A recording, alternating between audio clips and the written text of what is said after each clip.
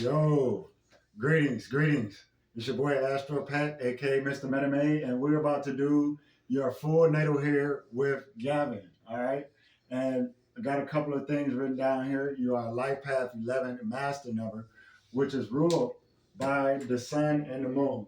So these two planets here will play a very important role here in this reading. All right, now also you are in personal year 4. All right. Personal year 4 is ruled by the planet Uranus. All right. And Uranus, we'll talk about that in a moment as well. All right. As Uranus is the ruler of Aquarius and Leo. And as you can see, it's intersected in this chart. All right. So we got a couple of notable points. And then Sagittarius rising is where we'll start at. All right. And the rising sign in general, when you're looking at the zodiac that's on the eastern side of the horizon, it tells you why you came back here. It tells you what your missions are. And it also shows you what house you reincarnated from. All right. So with Sagittarius being the ninth zodiac out of the bunch, all right, it shows that a reincarnation happened through the ninth house in Virgo. Now, there's nothing there. All right. So what you would do is you would look to the ruling planet to see what's going on. So we got ninth house ruler in the 11th house. The 11th house of the birth chart deals with networks. It deals with weekly gains. It deals with daily gains, as it is one house away from the 10th house, which is your career. So the 11th house shows daily and weekly finances from professions and careers. All right. It also shows friends and network circles. It also shows hopes, wishes, and dreams of a native. All right. So you came back here to fulfill hopes, wishes, and dreams. All right. With your incarnate planet in the 11th house, it shows that you're here on a hopeful mission. You're here on a mission full of big dreams and big visions. All right. And you more than likely are somebody that dreams very, very big. All right. Now, Mercury is at 18 degrees. All right. So what this says, all right, as this shows that you are somebody that came back here to deal with difficulties. You came back here to deal with difficulties. You came back here to deal with conflict. So if your first half of your life has been hard, all right, then it could be noted here that this is a karmic mission that you're looking to dissolve of and not keep repeating. Because see, the 18th degree of any zodiac sign, all right, it is the degree of misfortune. All right. So here with it in the 11th house, there could be some financial misfortune. All right. There could be some friendship misfortune. You can fall out with some friends. All right. You can fall out with some colleagues or associates with this degree. All right. They could possibly have a negative influence on you, or you can possibly have friends that may look to control or dominate the scene. All right. When they are around. All right.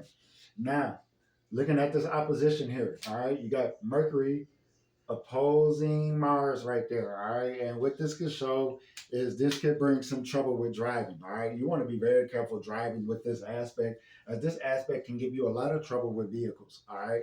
Number one, it could give a lot of trouble with brakes. It could give a lot of trouble with fluids. All right. As Mercury is a significator of that. And then it can also give a lot of trouble with pressure. All right. Which represents Mars. All right. You got Mars retrograde. All right. That's another aspect that can really go through kind of, really have a hard time holding on to a reliable car unless they end up paying a high note. All right. Because see, with the Mercury and Mars opposition, you are somebody that can be subject to debt. All right. Credit card debt, high interest rate loans, high interest rates on certain, purchases like cars and rental apartments or houses and different things like that, if the credit is not all the way together. All right. But you could be somebody that can actually learn from financial misfortune and become an absolute like whiz financially, like with 800, 850 credit score, somebody that doesn't go, that doesn't use their credit card, just for frivolous purchases, just because they don't have any cash or they don't have any money. They use their credit card to build their credit. All right. As this will teach you a lesson in finances somewhere along the line. Like it don't necessarily have to be you going bankrupt or you losing everything, but you may realize that you have a hard time holding on to money, or may have a hard time holding on to money, may have a hard time getting around to get to the money, possibly with this Mercury Mars opposition. All right. Now, looking back to this rising sign. All right. 22 degrees rising sign, and that's a notable degree. A lot of astrologers and people in the astrology community talk about 22 degrees being the kill or be killed degree, and that's kind of like an adoptive type of subjective type of term. All right, what it can really mean is that it's a degree of law and order. All right, you will basically be instructed to follow guidelines. You will be somebody that have to deal with, chains of command and hierarchy of authority with this 22 degree. All right. And with it in the first house, it can show you will have to deal with that in your personal life. All right. Your mother, your grandmother, your teachers, mentors, coaches, things of that nature. You won't be able to control these people. And it'll actually be a karmic lesson for you to listen to these people, as there will particularly be one here. All right.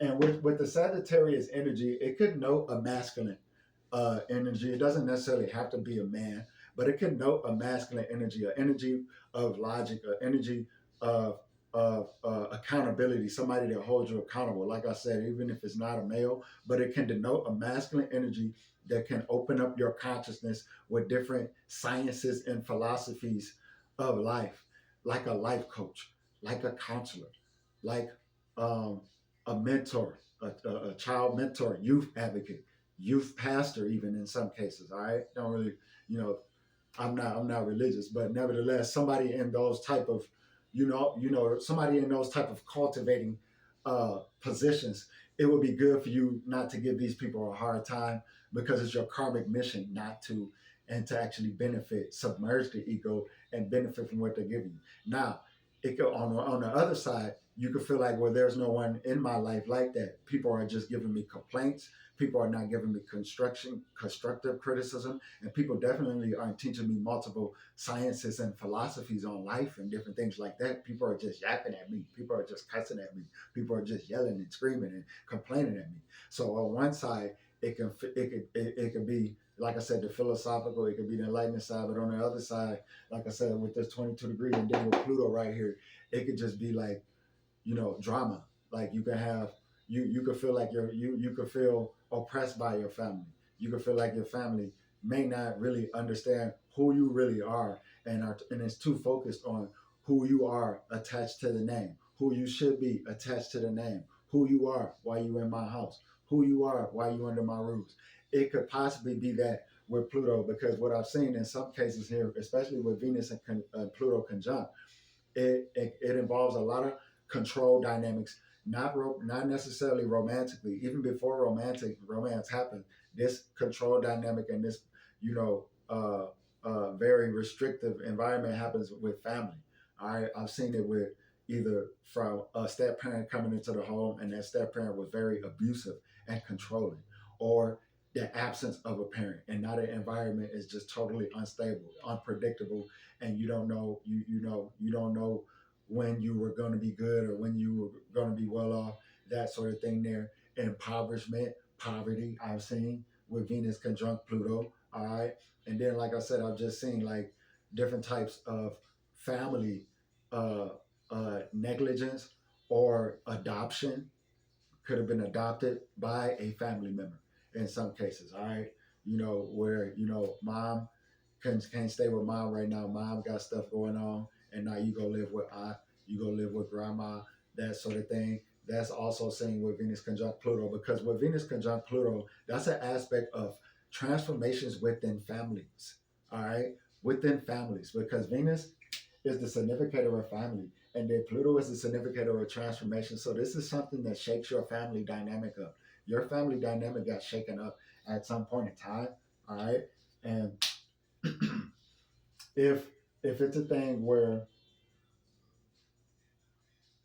if it's a thing where it hasn't been shaken up, then it could possibly be on the verge of a shakeup now, because that 22 degrees could very well kick in on the 22nd year of age. All right. And as I'm looking here, okay, 2005, 20. So that would make you 19 years old right now. All right. And so you want to be mindful around 22nd year of age. There could be some family dynamics going on. All right. This could be a pregnancy, in addition to the family. This could be a marriage, all right, that transforms the family, especially like if your mom is getting married or like your dad or somebody like that, or even like a sibling, even, all right. But like I said, family addition, you gotta watch yourself, all right. Watch yourself, Gavin. 22 years old. So that means that shadow could start kicking in as early as like 21st birth, like 20 after 21st birthday, because your 21st birthday is already late in the year. So you figure 6 months after your 21st birthday, that will put you around March of that following year. All right. So we're talking like March of 2027, I think you should really be heads up. So like after next year, like if you make it through next year without any pregnancies, without any additions to the family unwantingly, then I think you really, really should like protect yourself after next year, because the probability of that will be going up. So it'll be about a thing. Either you plan it and then you are in more control of the time by being responsible, things of that nature, or it could likely happen here. It could be an addition to the family. All right. Also here, this could be moving away, relocation. Venus and Pluto are both in the 12th house, and sometimes what I've seen here is relocation or marriage and relocation, like getting hitched, because Venus in the 12th house is hidden.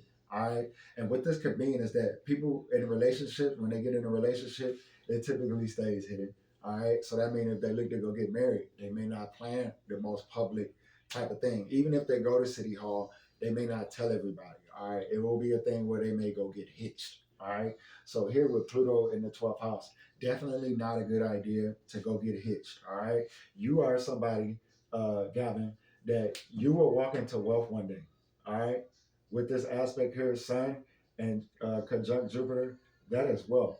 But see, the problem will be is that it may take a while. All right. Because see, Sun is debilitated and it's in the 10th house of delays, restrictions, limitations, things of that nature. All right. But if you're somebody that can not focus on so much having enough money right now, but having enough knowledge, having enough creativity, having enough intuition, having enough intelligence, and especially on a type of skill or art craft as it pertains to, fine arts, publishing, marketing, sales, different things of that nature, you should really look to try to just master at that while the career and the planets are really transiting, because it's not really it's, the thing turns like a sundial. You see what I'm saying? These planets go around like a sundial, and typically everyone gets that one particular time when it clicks. All right. And that will mark a very big opportunity or a break for you. All right. But you don't want to you don't want to hinder your progress by being too caught up on shortcomings right now, being too caught up on you know compartmentalization or comparison even with other people's success. All right. As Sun and Jupiter here can show somebody with South Node that if they refrain from getting married, all right, and they put their profession and put their career first, it shows them walking into major wealth, all right, in their second half of life. So we're talking like late 30s, like we're around the age I am now. You could be like really, really well off. I'm talking like 37, 39, 42. All right. But you're gonna go through some things. All right. We talked about that Mercury Mars opposition. You could be going through some lessons, some tough lessons with finance and management, value systems, currencies, different things like that. All right. But this Sun and Jupiter, Sun is debilitated here in the 10th house. And what this could show is that marriage will be a debilitating factor for you for sure. All right. As Libra is a zodiac associated with marriage. It's associated with partnerships and it's associated with contracts as well. So even getting in the wrong contract, aside from a marriage, like a business contract or anything like that, it could really set your career back as well. So you want to be mindful of that. Then just the type of aspect like a musician or a rapper, somebody they get in the industry and they get a raw deal and now it sets their career back several years because they don't own their masters. You see what I'm saying? You don't want to get into no deal where someone has a long drawn out type of leverage on you. All right. So we're talking like cars. All right. It may be best for you to get like purchase cars instead of leasing them with the 72-month leasing agreement, 60-month leasing agreement. Those type of agreements don't really favor you right now, but you could find yourself possibly benefiting from it still with the Sun and Jupiter connection. It could possibly be a family member. All right, a family member may decide, hey, you know, you're doing, so good. We're gonna get you a car. You know what I'm saying? It just depends, though. All right, because like I said, with this Venus and Pluto, it can represent transformations in family. Like I said, but it really just depends on the psychological nature of the family dynamic and the trauma lines that may be running through that family. Because see, I've seen some families where they have trauma lines of like poverty. They got trauma lines of like lack of education. They just like work jobs and stuff like that. But it came a time when one descendant, it could be a grandchild or a child or whatever, second or third generation, and you know they back them, they put money up.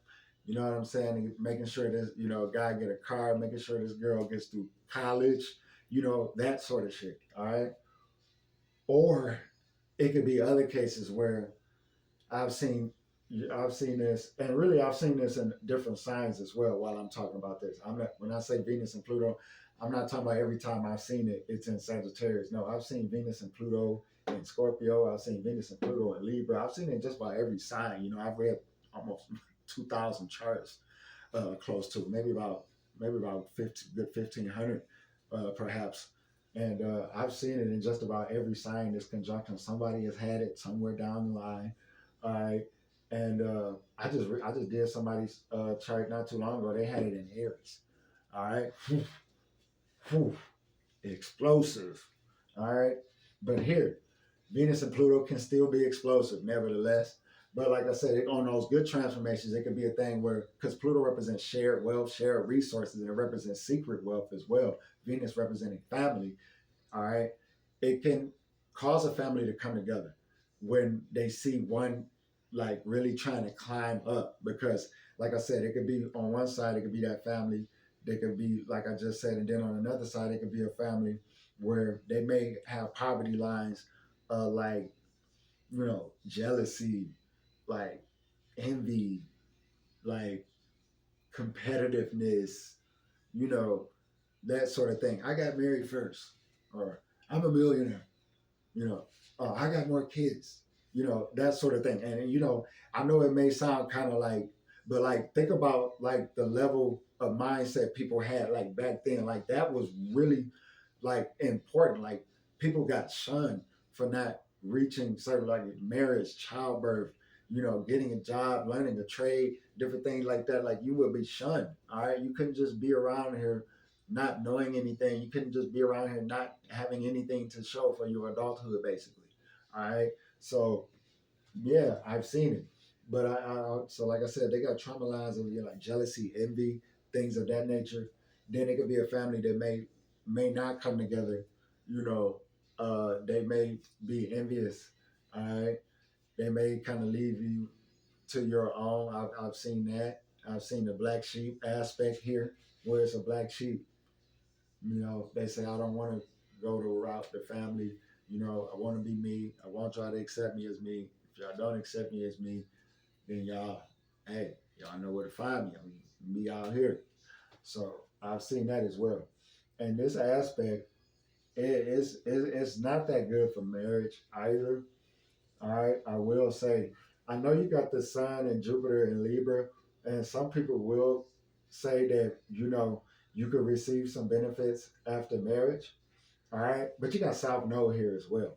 So if they're not paying attention to that, then they're kind of like getting the happy feet, reading, seeing the Sun and Jupiter, connection, because a lot of people can take off. Oh, that means blessings on top of blessings on top of blessings on top of blessings, and it's like that's not what it means. You know, what it can mean is that you can receive some blessings, all right, but for the most part, Jupiter just represents expansion, all right.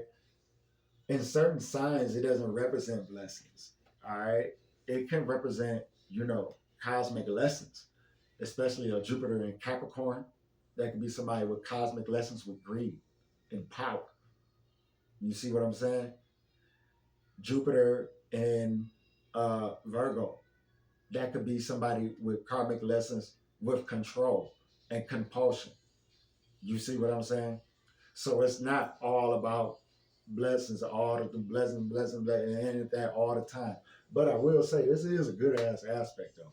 This is a good aspect. It's just a debilitated sun. All right. And that South Node doesn't help either. So, and because it's in the 10th house, it's going to take a while to develop and mature as well, as 10th house placements typically don't mature until the late 30s, 35, 40 years old. All right. So, whatever is there, that can show what type of mature fruits you could possibly produce. And with this Sun and Jupiter and South Node connection here, this can show you creating a business. This can show you being somebody that can go into media. This can be you uh, going into sales, publishing. All right, as Jupiter is a planet associated with philosophy and publishing.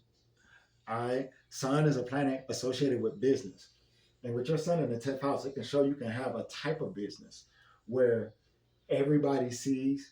All right, it's a type of business where you will be seen. All right, but you may have to share that spotlight with some type of other entity somehow here, because it's in the sign of Libra.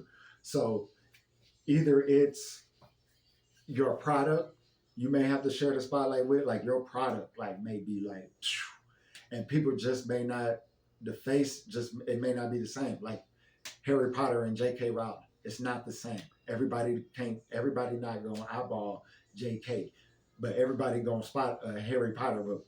You get what I'm saying? It could be that sort of thing, or it could be a person, all right?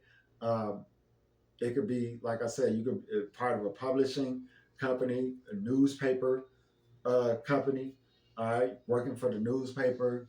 All right, this could even be television and media, all right, social media as well, because your Mercury planet is in the sign of Sagittarius. Now, I want to say with social media, you want to be careful with that Mercury 18 degrees, because you will get some backlash. You will more than likely probably get slandering and people talking smack. But I mean, if you're making money and it's not hurting your immediate family, who gives a damn? People are going to say that anyway. All right. If you're broken, busted on the street, they're going to talk trash. All right. So, but I'm just letting you know, if you're, in case you're somebody that you know certain situations, I can't put myself in that situation because I've been then don't put yourself in that situation.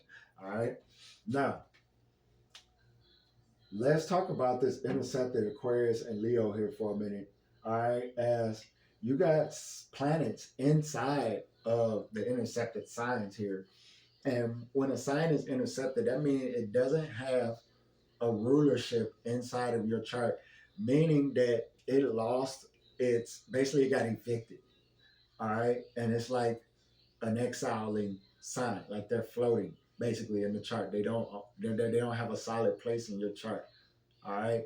And because of that, these are two signs that typically were too overreactive in past life and may have overreacted, and now they may come with karmic lessons. All right. So let's start with Aquarius first, because when you have one intercepted sign on one side, it's always going to be intercepted on the other side due to the, you know, due to the circumference of the chart. All right. So looking at Aquarius intercepted, all right, and you got Chiron on the outside and Chiron Capricorn, but we're not talking about that right now. We're talking about Aquarius intercepted with Neptune retrograde inside of there. All right. So what this shows is that you more than likely used uh, imagination against people in past life, all right, or your imagination got the best of you in past life and it was like self-destructive, all right, and this could have been somebody that could have been like a cult leader, all right, where their imagination was a bit too self-destructive and it was counterproductive to humanity, all right, because Neptune represents humanitarianism as well as cult beliefs and different things like that. All right. So with Neptune retrograde and in the intercepted side, it's like you may be somebody that you could possibly struggle with dreams in this life. Either you may suffer from like nightmares, or you could be somebody you can't really remember your dreams for real, or you could be somebody that it may not even be about dreams. It could be like when you're awake, when you go to focus on something, like if something comes to your mind and you don't write it down or whatever, like you lose it, like it's gone, like totally forever. You never get it back. All right, because with Neptune here, it shows you may have weaponized imagination, you may have weaponized fantasy to get personal gain in past life because it's in the second house of money and resources. The second house is the first house of the three money houses. Second, eighth house, 11th house. All right. Second house, savings account, money that's stored up, your generational wealth, even it can even be money you come from. Then you go to the eighth house, which is other people's money and the access that you may have to it, or the credibility you may have with it. All right. Then it goes to the 11th house, which is you know opposite from the monthly and annually savings that you have in the second house, the nest egg. The 11th house is your daily and weekly gains that you get from your 10th house. And because you have a 10th house stellium, or not a 10th house stellium, you got two major planets and South Node here. It can show that kind of you could go through some career struggles at first. All right. So try not to be too gung ho on one particular thing, but be focused on it though. And definitely don't try to focus on too many things at one time. Indecision can be some of your worst enemy with 10th house Libra. All right.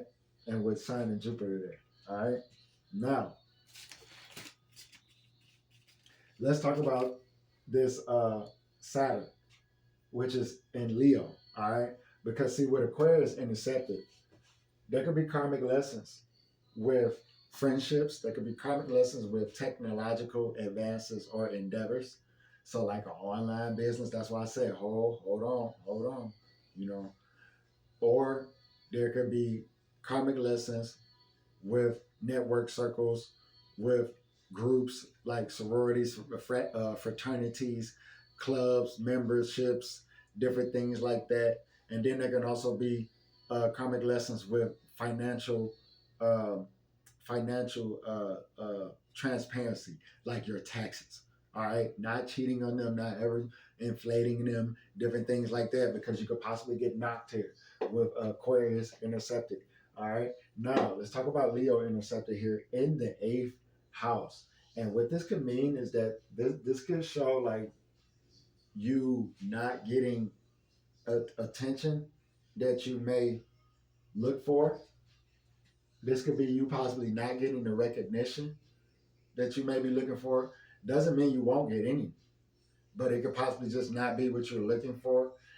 As Saturn here in the eighth house, all right, it's an aspect that can be great with the public, all right, over time though, all right, as typically it could bring conflicts with the public around your late 30s, I mean around your late 20s, 28 through 30, 32 years old could be a really tough time for you with the public. So you really want to be mindful of what you're doing now and what type of path you set, as far as public relations go, as far as your image, as far as your portfolio, resume, you know uh, uh, uh, file, different things like that, keeping a clean record, all right, that sort of thing there. Now, also with Saturn here in Leo, it can show a tough relationship with the father. Unfortunately, this is not the best. These two aspects with Sun and Saturn. They both, when I look at fatherhood, or when you look at fatherhood, you look at these two planets, and unfortunately, they're not in good shape in this chart. All right, they're not in good shape. Sun is in debilitation in Libra. Saturn is in debilitation in Leo and intercepted. So this could possibly show like an absent father. All right, this could possibly show a father that may have been absent, or it could show a father that may could have been involuntarily, like taken away from like things like incarceration, or even things like passing away or moving away, things of that nature. All right, um, Saturn here in the eighth house intercepted, you definitely, like I just talked to you about, financial transparency. You don't want to be tempted to do any type of, you know, going crooked stuff or just any type of lackluster stuff. If you're, dealing with other people's money, if you're using like a company computer, or like different things like that, you don't want to be like doing nothing on there, surfing nothing on there. If you got the company car, you don't want to be taking spins, going off route, different things like that. They typically have tracking devices and mileage coverage anyway. I got a cousin, he got fired from that. You don't want to be doing those type of things with Saturn intercepted in your eighth house. Now, because see, what can happen is, because it's intercepted, you could be somebody that could get away with kind of like, with the loop de loop, um, punch clock, time clock, time clock fraud. You know what I'm saying? You know, punching the clock, and somewhere else, whatever like that. Like this the type of stuff I've seen, because Saturn is intercepted and it's in the eighth house. But the type of thing is like, you'll get away with it so much that when you get knocked, that it will be like so like substantial. Like, I worked for a boss. He was the CEO of this production company, and I worked for this production company. I was material handler, loading freights and different things like that. And he was stealing from his company. You know, he was stealing from his company, and he was getting away with it. He was getting away with it. Even if some people were noticing it, it was like he was still getting away with it. He ended up getting a new truck, and then he's been taking trips, and the suits started going from polyester to Italian. You know what I'm saying? And it was just like people just got used to him being a crook. They're like, oh, okay, that's so and so, and everybody knew it. But one day, they eventually came and they knocked him, and he owed so much money. He's still paying it back to this day. He probably owed like $5-6 million restitution, and they knocked him. They knocked him. So like, that's the type of stuff people with a Saturn intercepted can go through. All right. Saturn intercepted in Leo can kind of cause you to have a chip on your shoulder at times, so you want to be careful with that. Not feeling like you always got to prove yourself. All right. Not feeling like you always got to verbalize or demonstrate or have show it. I got to show. No, that's not always the case, because it's intercepted. All right. So it's kind of hidden. All right. Your Saturn and Neptune. And with your Saturn and Neptune both intercepted, this shows a talent in the arts that's hidden. All right. It's some type of artistic talent that is hidden. It's buried.